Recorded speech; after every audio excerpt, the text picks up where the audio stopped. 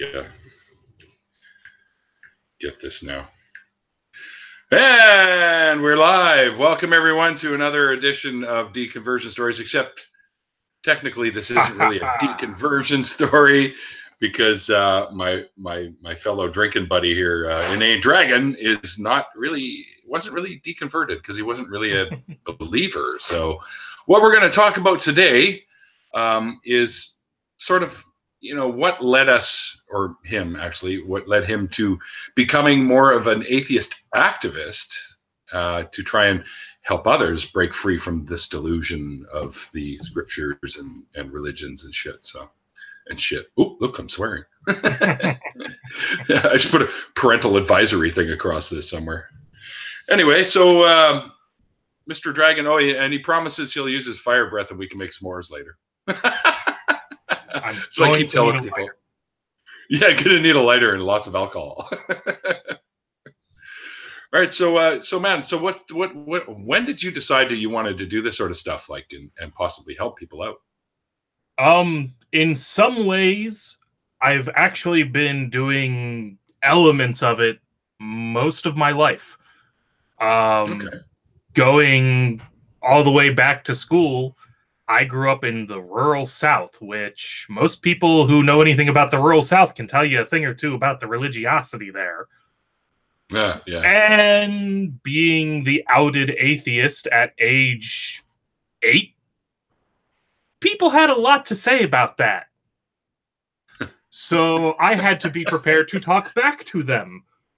Right. What were they? Were any of them trying to, like, get you to join the cult sort of thing? Oh, hell yeah. I mean, it took a while, but I actually did get my first chick tract in those are so early funny. high school. I'm surprised it took that long. There were a number, most all of my friends were various different sorts of Christian, whether it was the Catholic kid who was my closest friend and was afraid of pornography because that was committing adultery with your heart. Wait. Afraid of pornography? Because he was afraid that if he ever actually happened to see it, he would have lustful thoughts, and that would be a sin. Right. Because he would have lusted and therefore have committed adultery with his heart. So pornography was something that you should avoid even talking about. Never mind the chance of seeing it. I thought quite remember how that came up. I thought maybe you were meaning he had really dry, rough hands and could hurt himself. I could believe it. Or, any number of other folk, including the guy, shoot. I'm trying to remember what the hell denomination. I think he probably would have been one of those, I'm a Christian. I don't belong to some denomination. Ever notice most of those go to Southern Baptist congregations? Is it just me, or is that a thing that happens a hell of a lot? But I think it does. I think Baptists are one of the larger groups there, are they not? Oh, we had a hell of a lot of Southern Baptists where I grew up, and it was a fun time, being told that I was going to hell and they didn't want me to burn forever, so I needed to read this chick tract about how evolution wasn't real, or and that was great because I was one of the last years in my school that got the whole we had the fun of being taught the controversy. Right. So we had to learn about the arguments for evolution and the arguments against evolution for intelligent design. And then we had to pick one. They actually, you ended up having to write a paper defending one or the other, which right. Yeah. My Catholic friend actually found more offensive and upsetting than I did because he believed that God used evolution. So there was intelligent design in elements of it, like the design of DNA, but ultimately evolution led to the precise outcomes that we saw. Right, including those little tiny worms that eat their way into people's eyeballs and make them go blind. That's a brilliant creation right there, if you ask me. I mean, if you want hell on earth. Right? If there's such intelligent design, then why are there so many fuck-ups and mutations in people that Very cause them damn to good have, question.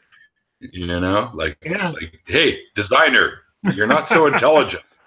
But yeah, it was probably that teach the controversy thing that really led to most of the conversations and arguments for and against God that I had as a kid, because that was where it kind of came up in an school approved setting to talk about religion. And school approved meaning that they were able to have both sides of the argument sort of taught or whatever. Meaning that arguing over religion with a bunch of teenagers going through puberty who were therefore likely to fly off the handle and get belligerent would be allowed and moderated by a teacher rather than shut down and shot down. And, you know, I never got in trouble for it, so I can't say that, the school would have disciplined the atheist. I can't say that because it never happened. But, you know, okay. I could see if it weren't such a public school with all of the other aspects, it was a rural as fuck community, but it's right near DC, which means that all the rich motherfuckers, particularly Democratic senators and whatnot, or people who work for Democrats, love to move out that way and be able to buy an acre of land for what would have been the cost of an apartment in DC. Quite a bit of land, actually. Yeah. So they'd end up, you know, you had two worlds where I grew up. You had the fairly wealthy commuters who worked in DC, and you had the farmers who'd been there forever. And you best not go stepping on the wrong turf, because Daddy's owned that ever since he took it off the plantation. That's right. You don't want to make my dad angry. He might come after you with a pitchfork. So if you didn't have that moderating influence from the commuters who were most of the tax base, you might have been a less tolerant school as far as the actual administration was. But as it was, they left well enough alone, as long as we didn't start fights over it, as in beating people up or anything. Or during deer season, taking out the rifles. I was going to ask you, had to deal with that kind of I don't know, anger, I guess, towards how you didn't believe as everyone else did? I think with the people I grew up with, for the most part, I don't know what the parents might have thought or said or done, because I didn't interact with them near as much. But most of the people I knew and interacted with, they tended to know me as a person before they realized, wait a minute, he's that atheist that people talk about.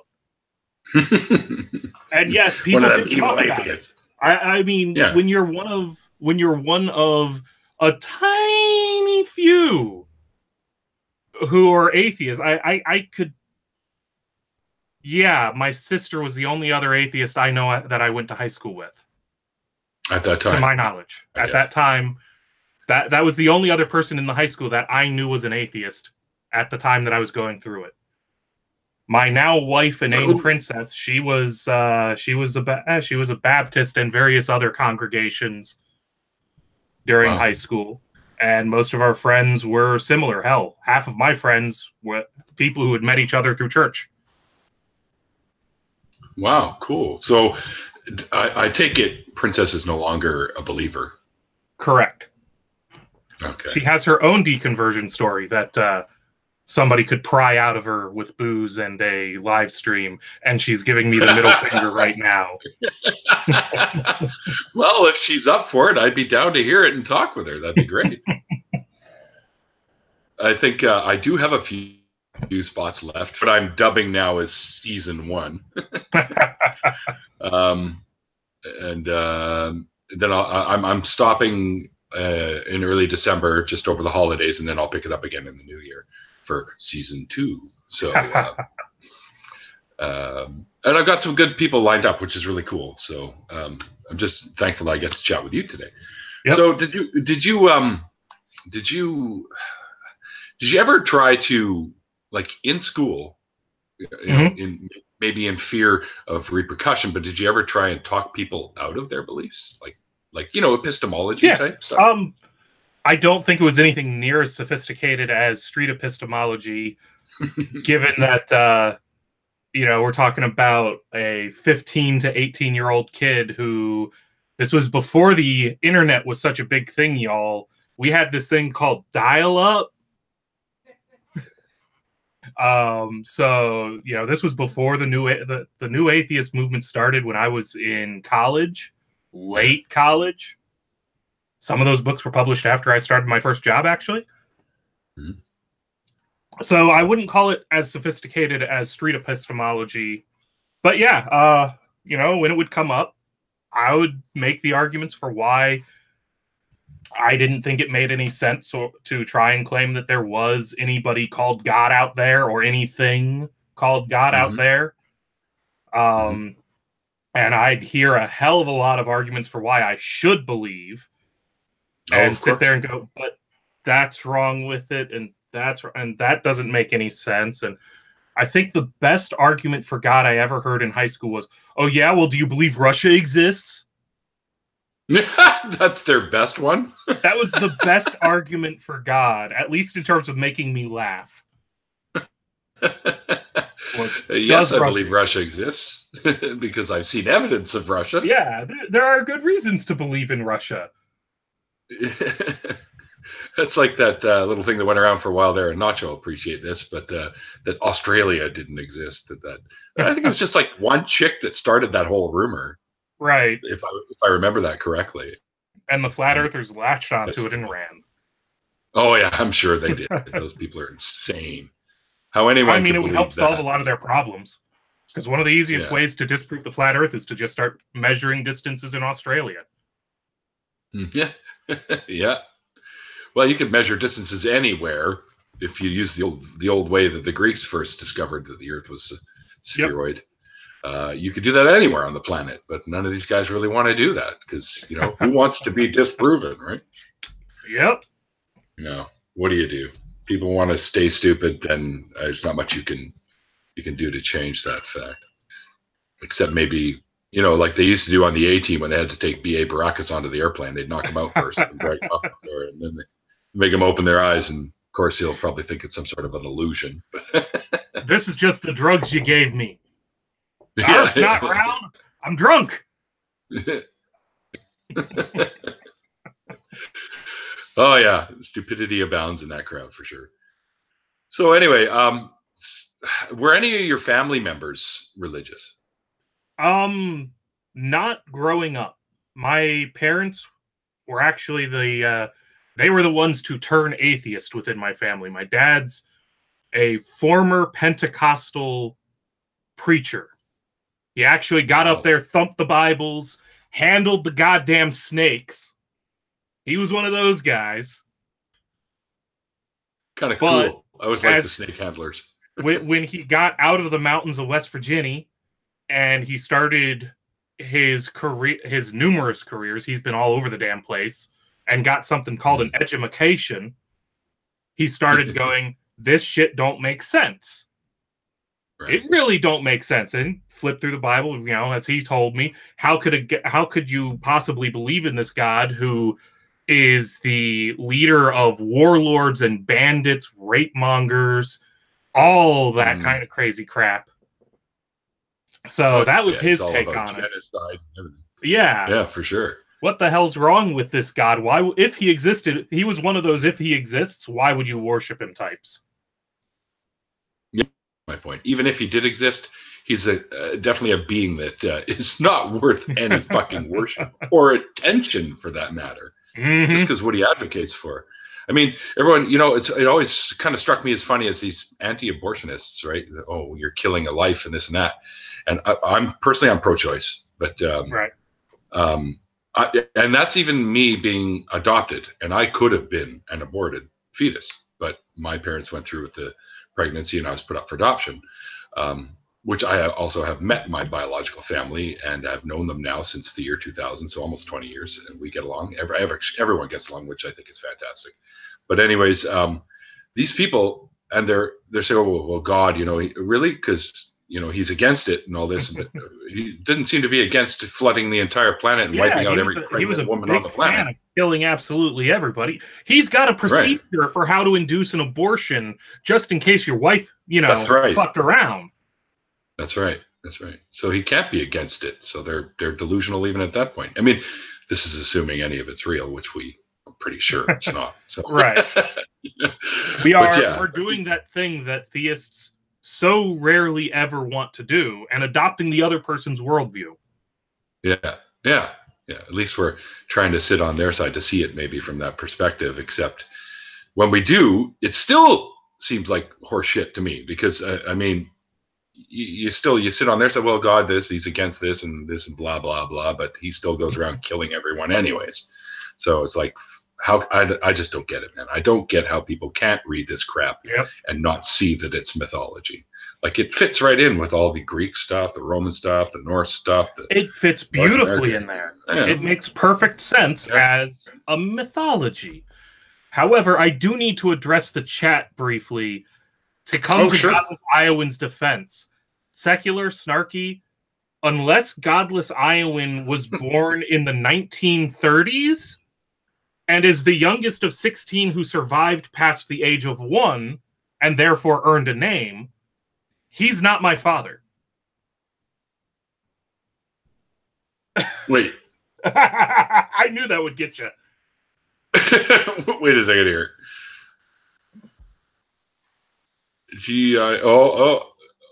Oh, I see the secular thing that's going on. I see. I kind of missed all that, so now I understand. Yeah. We're doing the Darth Vader thing on him. I am your father. Oh, apparently I have a time machine. That's right. I talked about that earlier in GI's stream. So, yeah, we can always go back in time and double check to make sure. I think Paragon is directing this question at me. Was I raised Christian or born after my dad's deconversion? My father and mother kind of went through their deconversions together-ish. It's at least my dad's deconversion. That's how they kind of bonded and became a couple. And so that happened long before I was ever born. That's cool. So you were born, as we all are technically, we were born an atheist.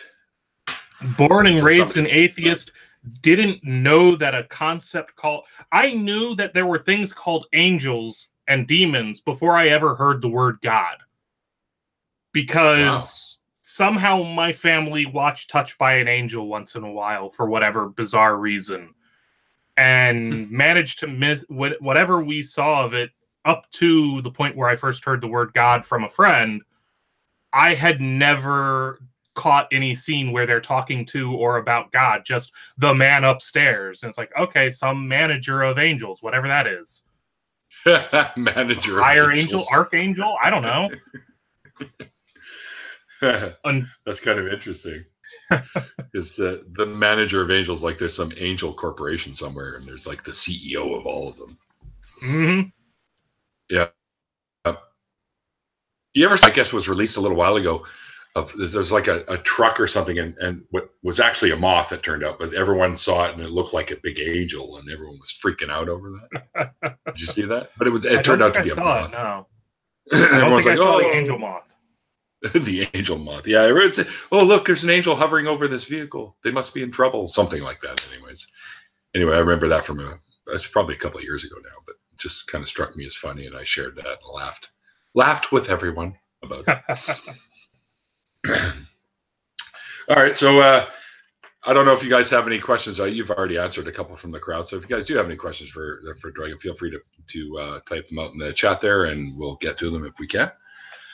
So in your teenage years, did anyone ever, like, were you ever asked to, like, hey, you should come to church with me and hear this stuff, and did you ever go with anyone just to see what it was about? I think the first time I was ever asked to go to actually go to a church with somebody was actually Inane Princess. This was in college now, and I'm trying to remember the timing. I want to say it was after she had already kind of at least had her doubts. Nod or shake your head to help me up. Like, you were at least doubting, maybe even gone atheist and just kind of needed that support around your parents. I don't remember exactly where it was in her deconversion, but it was somewhere around that same time. And we were back up north visiting family. So her mom wanted her to go to church. So I went ahead and went to church with them. So that she wanted me to, I can't quite remember whether she wanted me to at least get the experience of what church was like, or if she wanted the support. Right. It's been long enough ago. But that's been the one and only time I can think of that somebody asked me to go to church with them. Wow. I often suggest to people, though, if you get a chance or you get an offer, you're muted, buddy. Oh, you know that. Never mind. Yes, I was muted to let the wife chime in with a sidebar. She's trying to remember too, but she's not quite so confident as to just hop on and be heard herself yet. Well, Rise to Raise, who, by the way, has been unfairly limited on Twitter recently due to an exchange he had with somebody that advocates for genocide, which I found to be kind of silly. But anyways, he wanted to know if there was any religious ideologies that might have enticed you that you'd heard at some point.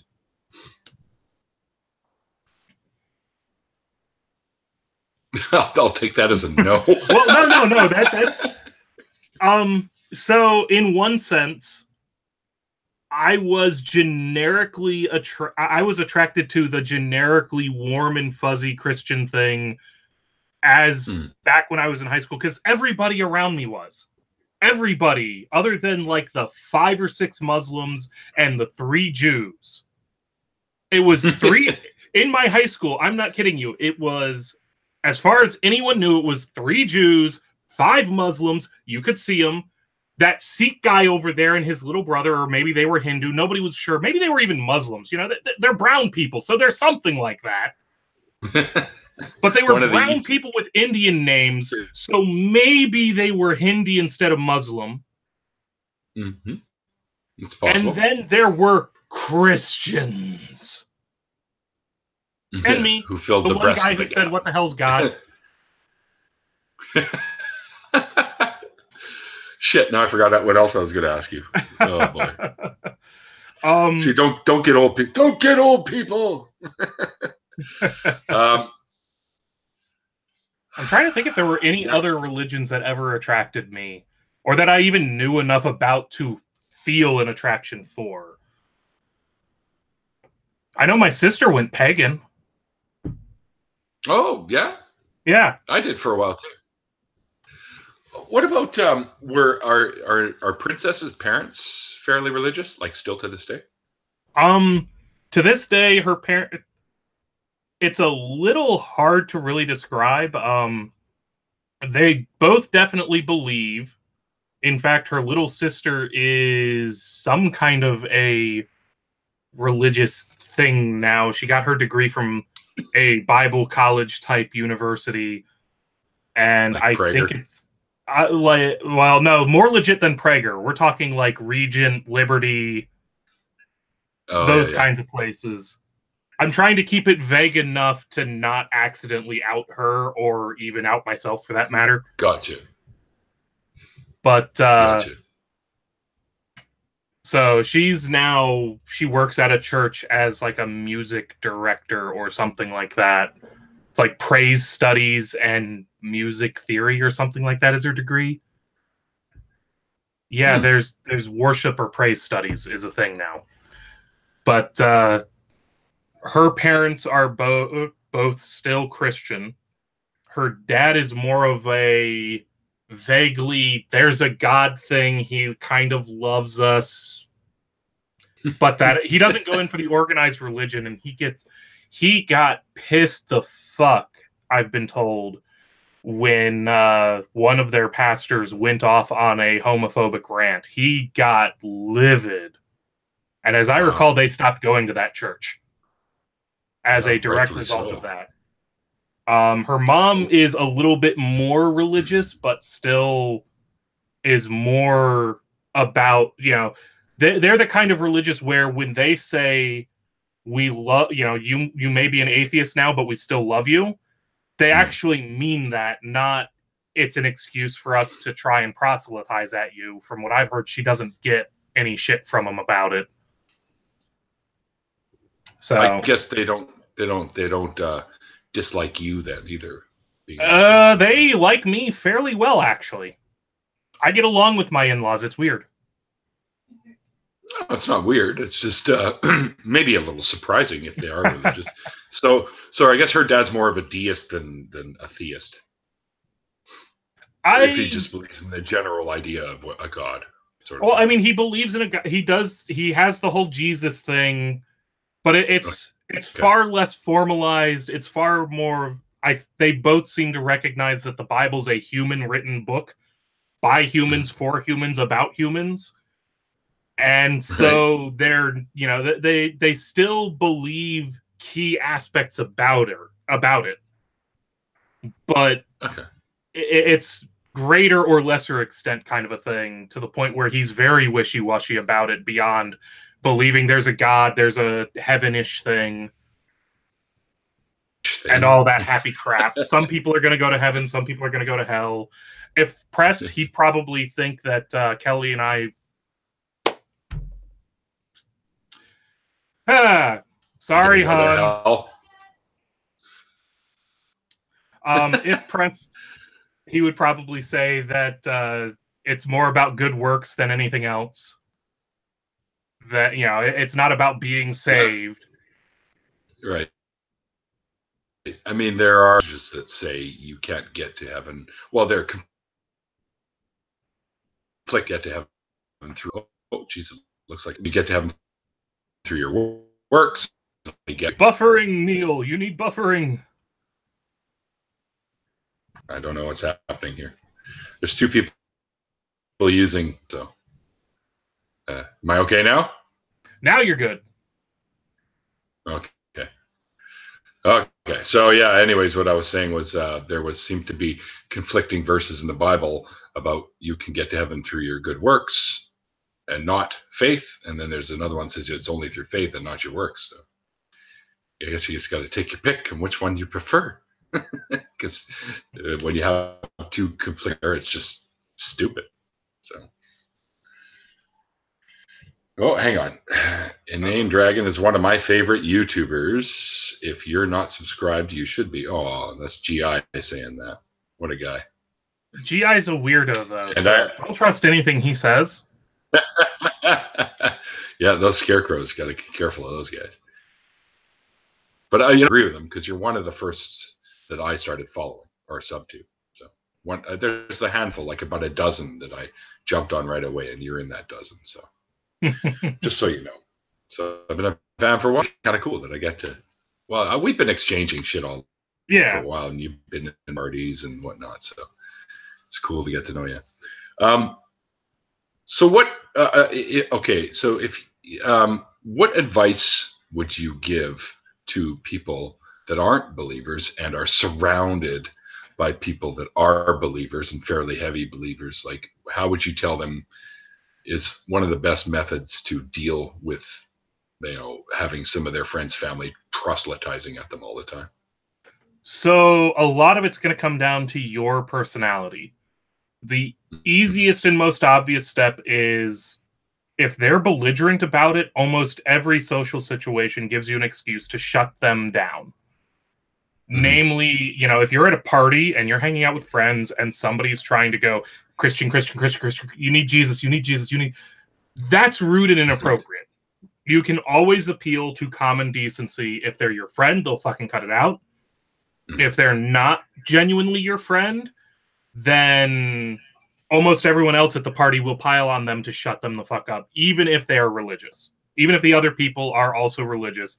If you're uncomfortable about a situation, most religious people, contrary to what I might wish to believe, are decent people. Right. It's like I said, people are fine, but beliefs are just ideas, right? And they don't necessarily deserve respect.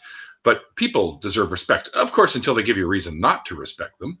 I always offer my respect to people right off the hop, and if they do something that garners me to change my mind, then I'm going to change my mind, and if it's serious enough, I'm going to no longer associate with them. But yeah, people deserve respect, right? Not ideas. Exactly. Just keep that in mind.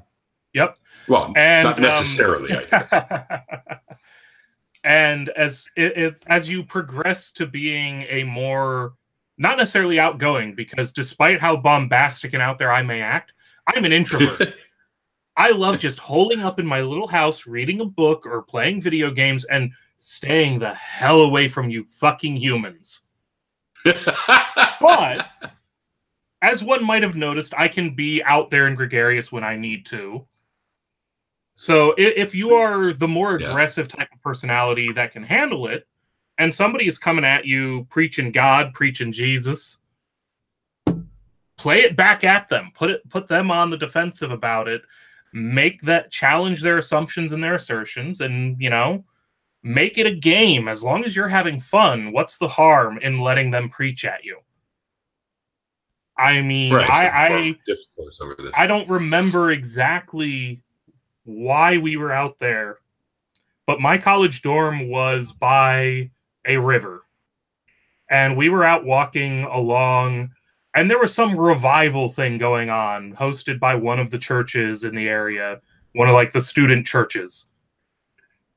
And so were they dunking people in the water and shit? They weren't quite at the point of dunking people in the water, but it was blatantly Christ everywhere. It was preachy. It was everybody singing hymns, rock out to the newsboys type event, where it was trying to be a positive, let's bring people to Jesus moment thing. Yeah. And we saw it, and, there was the option that we could have just walked away, kept our distance, but we went, screw it. This is part of our campus. We're allowed to walk here. We're allowed to be here. The river's beautiful. It's the fall. It's cooling down, but it's not cold. We're going to walk this. Yeah. We're going to walk along here, and we're going to enjoy. And then they, one of them, the preacher guy who was maybe not running it, but like one of the guest speakers, so to speak, he came over and asked if we wanted to join in. And that's when he got to find out that I'm not a Christian, because my answer was, no, I don't believe your God exists, so why would I party with you? If you were just throwing a party, whatever, but you're throwing a Jesus seminar. Why would I join that?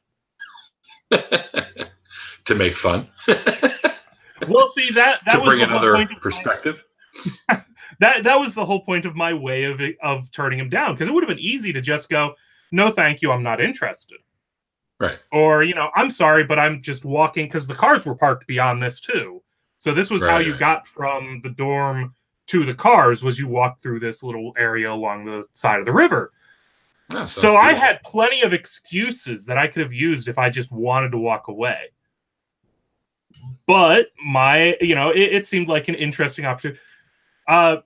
Paragon, you're talking about a dude who's like 18, 19 years old. You got the testosterone flowing. You got some preachy guy getting up in your face. Yeah, sure, I was confrontational about it. I absolutely was. You're here to sell a product, Jesus. I'm here to tell you that I ain't buying what you're selling. No problem, Gage. And he and I had a nice, fun chat. I think I talked with him longer than he talked to anybody else there by the time it was all over. The preacher, you mean? Or the preacher guy, yeah. He didn't convince me. I don't think I convinced him. I did better with the other preacher guy who was trying to tell people that the Satanic Bible is reprinted in the Player's Handbook for 3.5 edition Dungeons and Dragons. What? That was a thing I had to address on campus. I've had many of those manuals, and I don't really remember seeing the Satanic Bible reprinted in any Now, of them. mind you, he's not talking about LaVeyan Satanism's Satanic Bible. Oh. He's talking about the one that Satan wrote himself. Oh, I just didn't like know he wrote just one. like God personally wrote every Newsboy album, Satan wrote the Satanic Bible. Yeah, okay. That's a new one on me. I hadn't heard that one before. I have the Anton LaVey one. I forget why the hell it came up. I'm trying to remember why the hell it came up, and all I can remember is him trying to talk about the time God answered his prayers, because there was this big Christian revival rally thing, and it was raining so hard, and it was like, man, it's going to get washed out. It's going to get rained out. We're not going to get to see the concert. And then just like that, right before the band was supposed to approach the stage, the clouds parted. There was a rainbow. There were crepuscular rays. And the band was able to play without the mild inconvenience of a little bit of light rain. Oh, well, that's starving kids in Africa, fuck you. Nice. Fuck you. God's too busy stopping the rain for a shitty pop band. Yeah, exactly. All the children in the hospital suffering from leukemia. Fuck you. You know, all the we know where we're going with this. But it doesn't. It's exactly what happened, right? God said, okay, all right, we'll give you some weather. Just like helping the little girl find her keys for her fucking Jetta rather than feeding some kid in Africa. Anyway, yeah. So, wow. That's, although, when something like that happens, I can see why believers would be totally duped into thinking that was the power of God. Yeah, I understand why we fall for these kinds of things. Sure. I understand it. It's our brain is wired to seek these kinds of false positives. Absolutely. Yeah. What frustrates the hell out of me is that we can explain both the probability theory and the psychology, and why the psychology is justified by virtue of the evolutionary, by evolution, basically. Mm-hmm. Mm-hmm. And they still go, yes, but Jesus.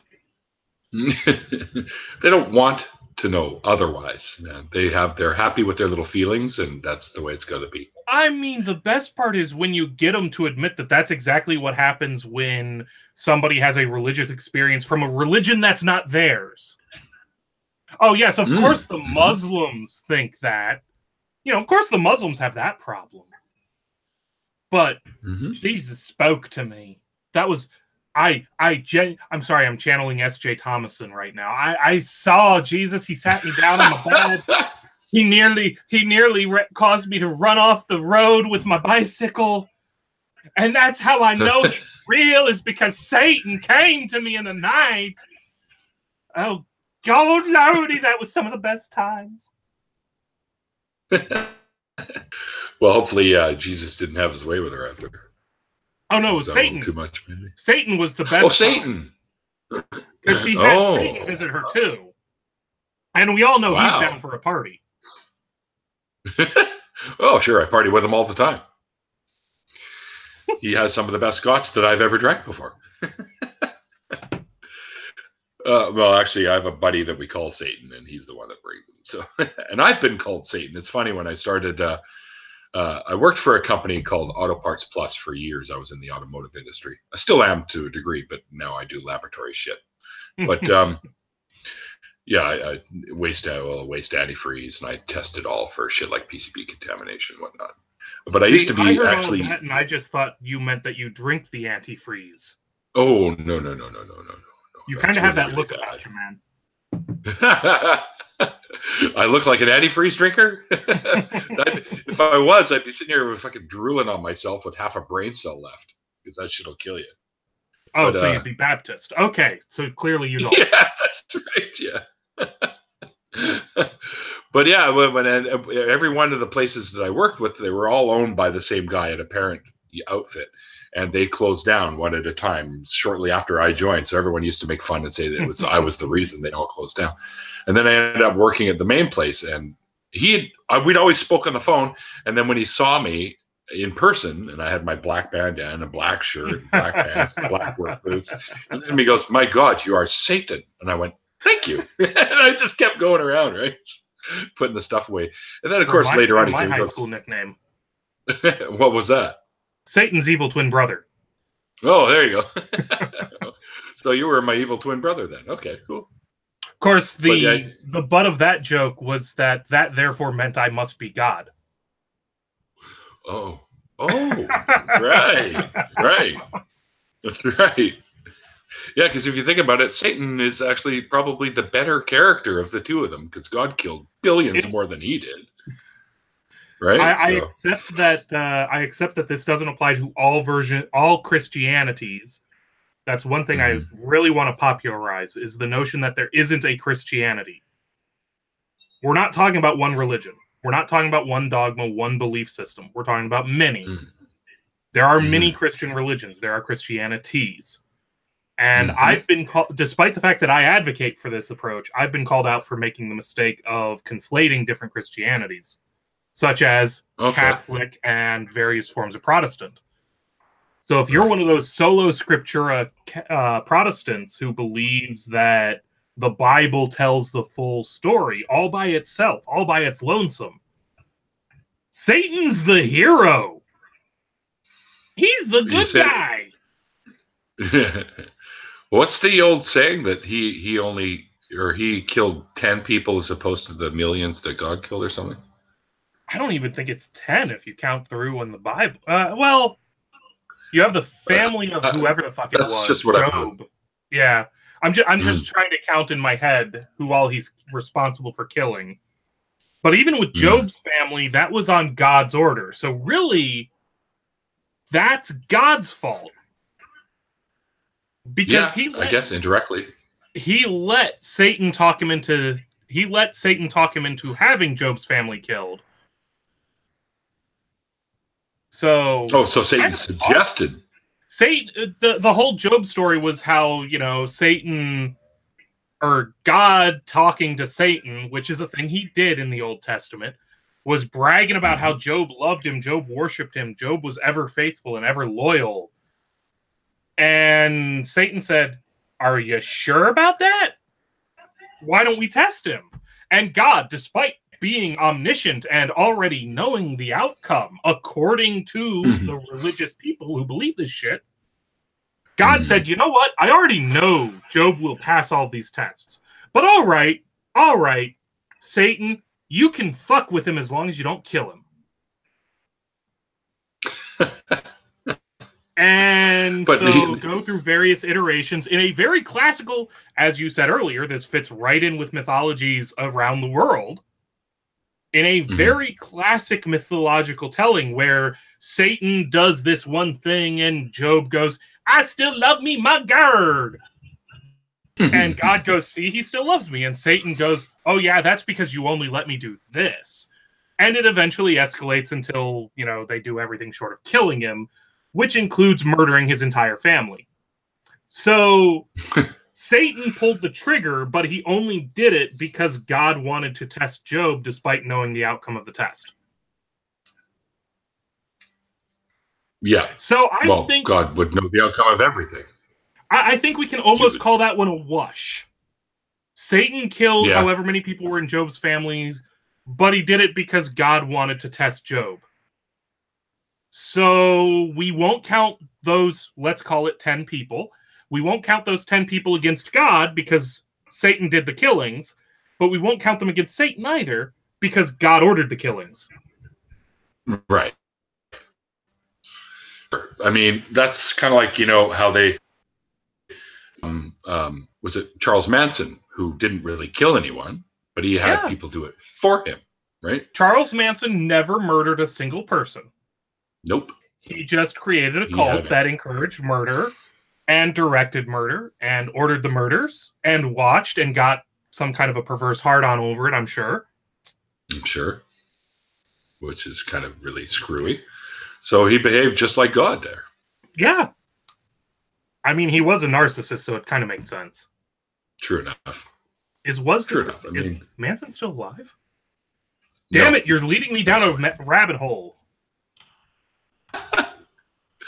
Well, I was just using him as an example of yep, he died last year. Yeah, that's right. Good riddance. Anyone that tattoos a swastika on their fucking forehead, I don't believe deserves to be in our gene pool anymore.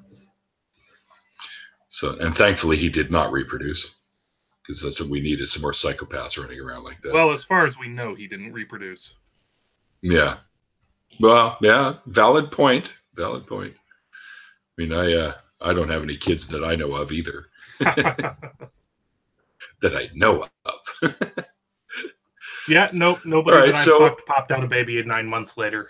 I'm safe. Okay, so let's get to a little bit to the now times when you're now that you have your channel. Why did you decide to start doing stuff on YouTube? That's the most boring thing in the world. It started because me and my friends got into a video game called Ark Survival Evolved. Mm-hmm. And my friends weren't as quick on the uptake of some of the weird little nuanced bullshit in the game that I was. So I started making videos covering tutorials basically on how to do things in Ark.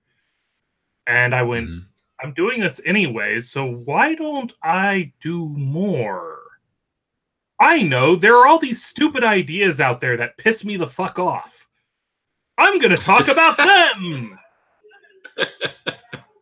And I can't lie. I have to be honest about it. That did lead me down the road towards doing anti-SJW content a little bit here or there early on. Okay. I like to think I was one of the least bad elements of that crowd and addressed things from a fact-based perspective, as opposed to I'm going to pwn you for the easy points. Right, which you see quite a bit. I focus almost exclusively now on, religion and pseudoscientific woo bullshittery, trying to cover topics that, while I may not be knowledgeable about all the different sciences out there, my biggest specialty is research. And so I can find what I need to know. And my second biggest specialty is translating highly technical bullshit into things everybody else can understand. That's literally what my day job is taking complicated requirements and turning them into things that people with an average of a 5th grade education can work to. You laugh, I might be overestimating their education. Well, when you've got people that are advocating for education isn't as important as people think, then there's a problem, because this is why we end up with so many people out there that are they're in the mindset that they are, is because they just don't know, because they haven't been taught properly. And that's why you got creationists, because they don't actually know anything about evolution, although they think they do.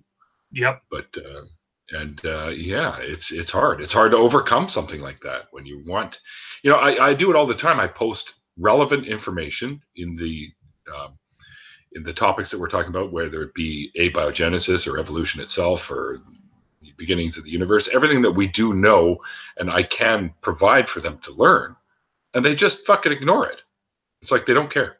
They don't want to know reality. They just like living in their delusions. It's like it makes them feel good.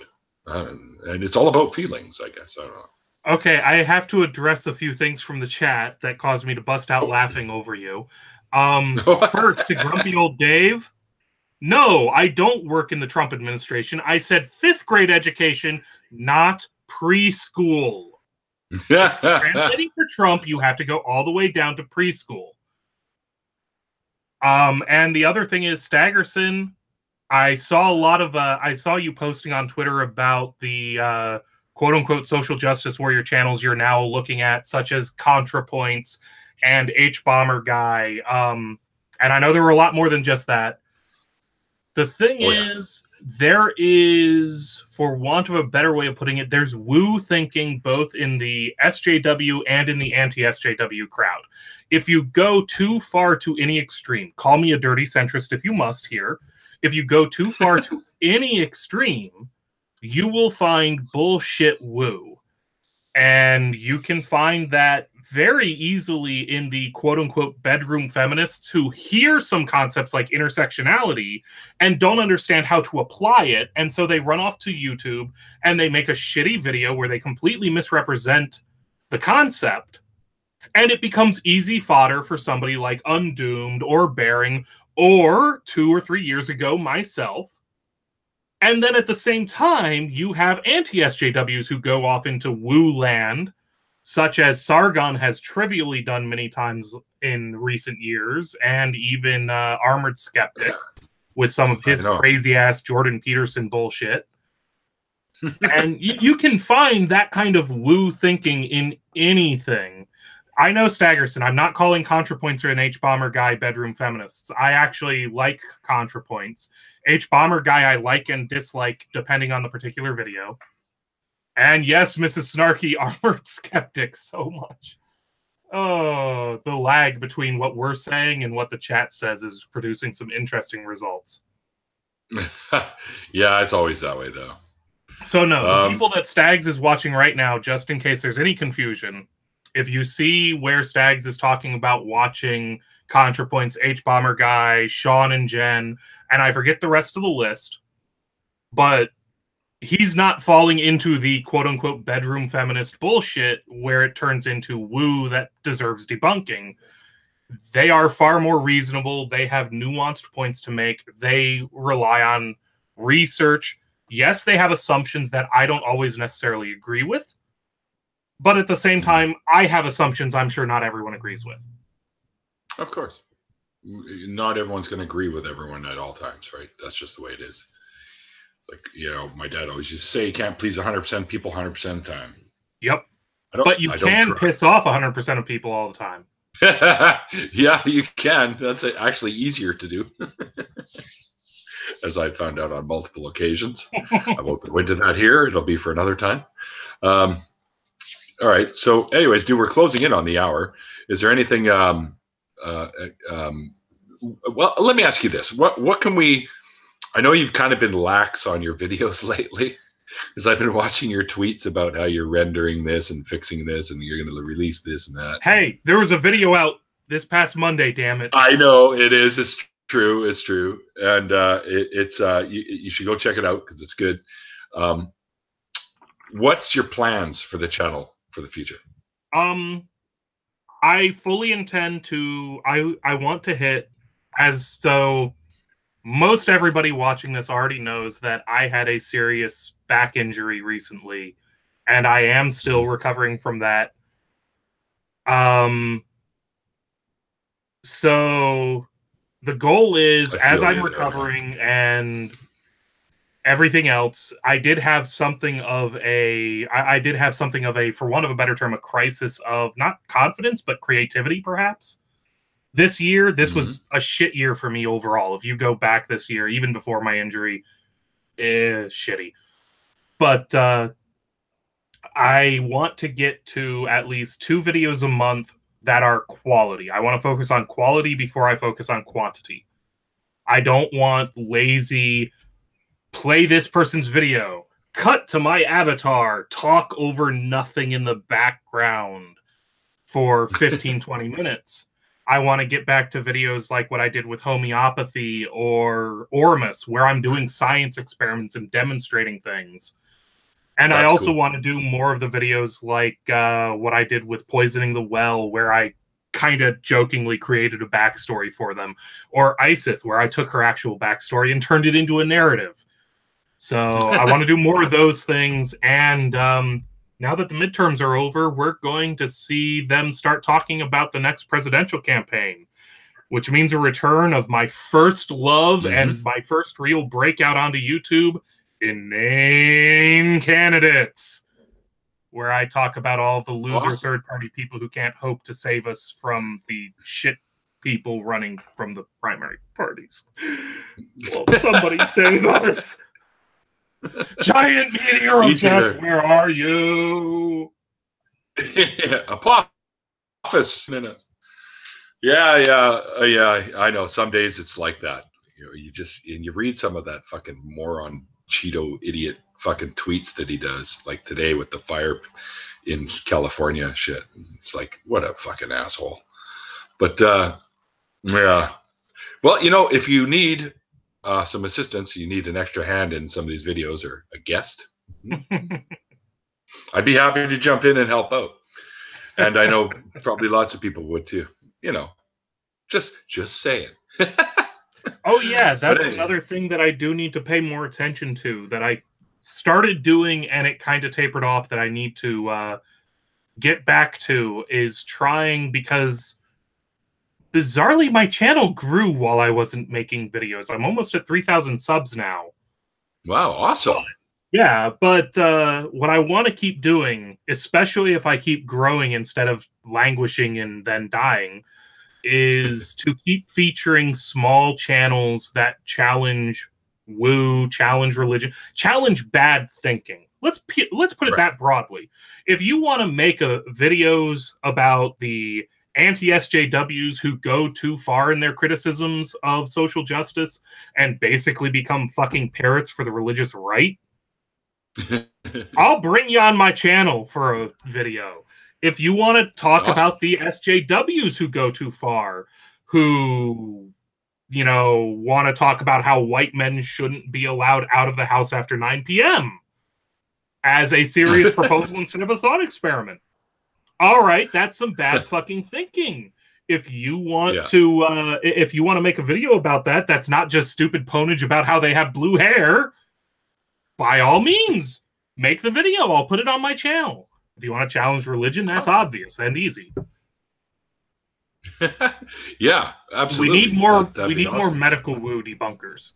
There's a small core of us out there that take on it, like microbloganism, GM skeptic. Why is my mind blanking? Yeah, Miles Powers. One of my favorites of skeptics is the one where he actually goes to the Reiki place. Gets Reiki done. Yes. Fucking cracked me up, man. That was awesome. All right. Well, thanks a lot, man, for coming on here. And you guys heard, if you guys are into doing videos like that, the Dragon himself will feature you on his channel. So get on that, because he's got quite a few subs, and we need more people to hear these kinds of things, so that this wooey shit sort of starts to dissipate out of our frames of view and mind and all that. You know what I mean? Because the less people that think about that nonsense of like homeopathy and shit like that, then the safer and better off we're going to be. I have to break in for just 1 second. Mrs. Snarky, you say that men should always have a female escort. Did you know that in Norfolk, Virginia, the law is still on the books that after dark, a woman is not allowed out of the house unless she is both wearing a corset and escorted by a proper gentleman. A corset? Well, does the gentleman have to wear a corset too? No, just the woman, obviously. Okay. Well, I know. I'm just kidding. I kind of would want to try one on just to see how they fit. They help if you have a beer belly. They can help. Here. I don't quite have a beer belly, but a few more, and it's going to get that way. All right. Well, I thank you again, man, for jumping in here and doing this with me. I know it wasn't an official deconversion story, but it was good to get to know like that, the whole, what you had to deal with in your youth and through your teenage years and adulthood of other people that were believers, and how you had to deal with that. And I think it's important for people to hear those kinds of stories as well, because then it might give us a better perspective on how we can communicate and talk to and deal with believers ourselves. So, Mr. Inane Dragon, thank you very much for coming on. It's been a pleasure chatting with you, and I hope you guys enjoyed this chat. And if you did, don't forget to smash the like button and share it. That's the thing I completely forgot, was to fill my cup up as well. So I got a little bit of vodka left here. But I mean, I was cheering with water, so cheater. But Look, anyways, guys. Best advice I can give anybody: when you're drinking, hydrate. Absolutely, I agree. After every 2 beers I drink, I have a full glass of water, so it keeps you hydrated. I just keep both, and I always kind smart to do. beer, Oh, there you go. That water, works too. Beer, water, beer. Yeah, or whatever you're enjoying. Because it's always good to keep hydrated. You won't get a hangover, or at least not a very bad one, and you'll feel much better as you're doing it too. So, all right. So as I always say at the end of these things, guys, I think I already said it. Smash the like button if you liked it. Share it if you loved it, and don't forget they call it faith because it's not knowledge. And we'll an after party, so you can come on back, and if you want to join in, there will be a link in our group chat that you guys all know about. Okay.